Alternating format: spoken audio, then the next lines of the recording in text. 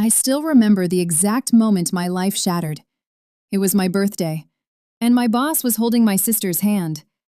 I froze in the doorway, cake still trembling in my hands, candles flickering like they already knew something I didn't want to accept.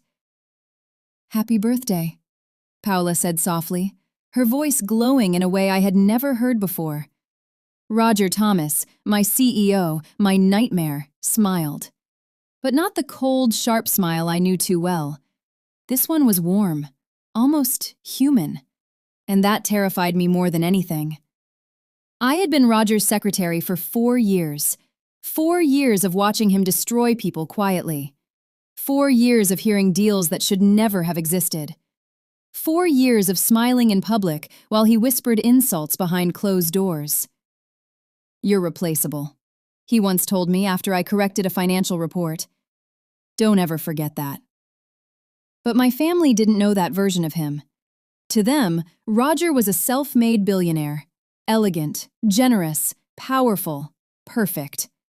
And now, he was dating my sister. At first, I thought it was a joke, a phase, a dangerous game Roger was playing. But weeks turned into months, and their love only grew stronger.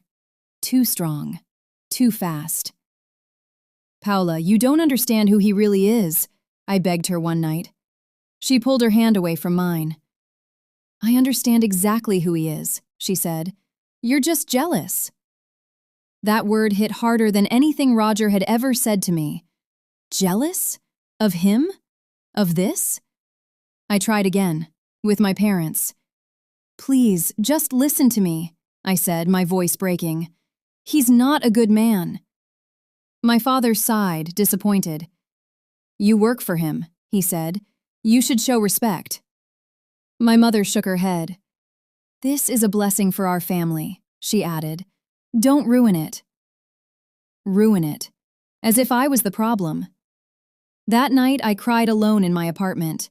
Not because I was losing them, but because I realized I already had.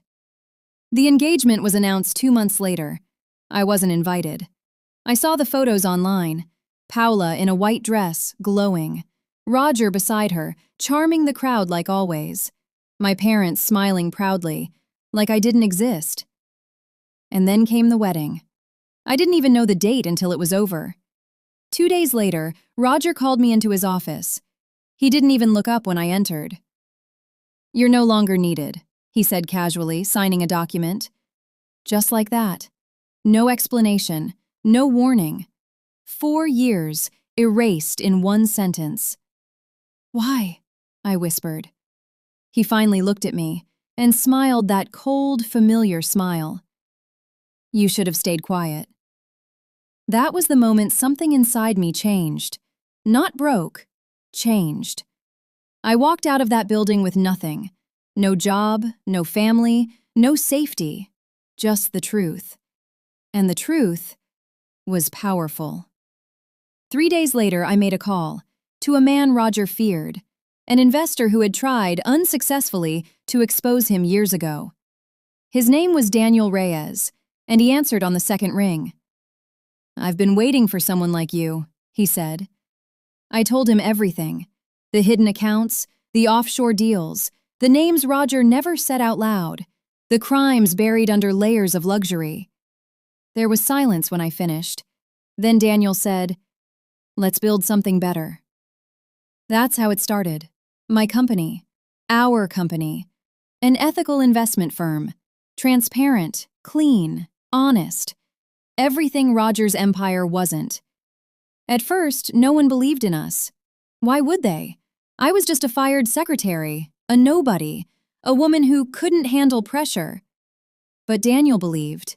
And more importantly, the truth backed me. We grew. Slowly at first, then faster, then uncontrollably. Clients who were tired of lies came to us. Employees who had been silenced found their voice with us. Investors who wanted clean money chose us. Within 2 years, we were no longer small. We were a threat. And Roger noticed. The first attack came quietly. A lawsuit, baseless, but damaging. Then came rumors. She stole confidential information. She's unstable. She's lying. Then came the real blow. My sister. She showed up at my office one afternoon, unannounced, uninvited, unrecognizable. Her eyes were different, not glowing anymore, dull, tired, afraid. "Can we talk?" she asked. For a moment, I saw my sister again, the one who used to laugh with me, the one who used to trust me.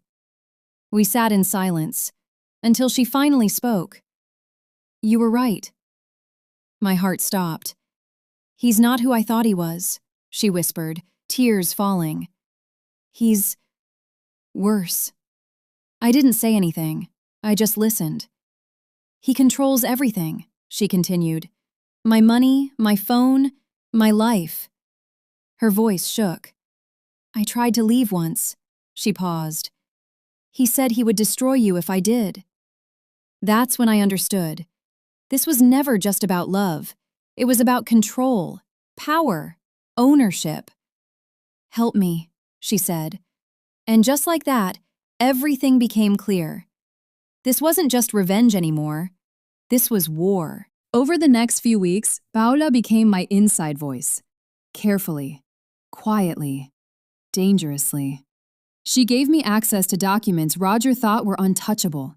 Proof. Real proof. Illegal transfers, bribes, blackmail, names of powerful people involved. It was bigger than I imagined. Bigger than all of us. The night before we were ready to expose everything, Paula disappeared. Her phone went dead. Her location vanished. Roger called me an hour later. "I warned you," he said calmly. My blood ran cold. "Where is she?" I demanded. He laughed softly. "You'll find out soon enough."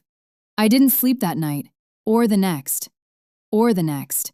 Then, on the fourth day, the news broke. Wife of billionaire CEO found dead. I couldn't breathe. They said she jumped. They said she was unstable. They said she couldn't handle the pressure. The same lies. Again.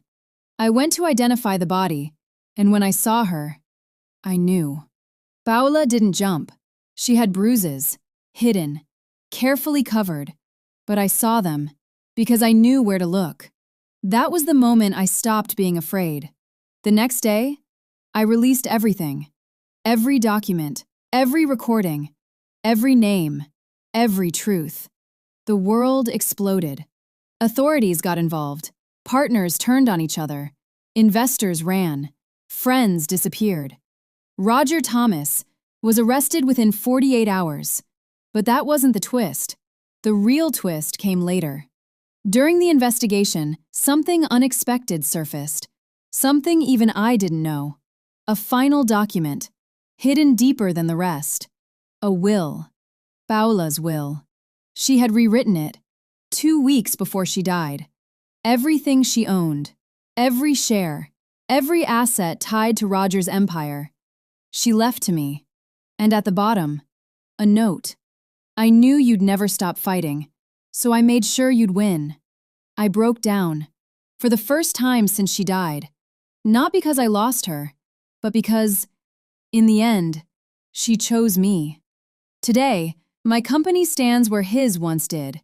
Stronger, cleaner, unbreakable. And every time I walk into my office, I remember the girl who was told she was replaceable. Turns out, she wasn't. And neither was the truth. This is the end. Thank you for listening. Select now another video in our series of family and company dramas. They are all powerful stories of people coming back stronger after they have been humiliated or hurt by family members or their management. Always make sure you stay strong. Let nobody ever tell you what you are worth. You know the best. Of course.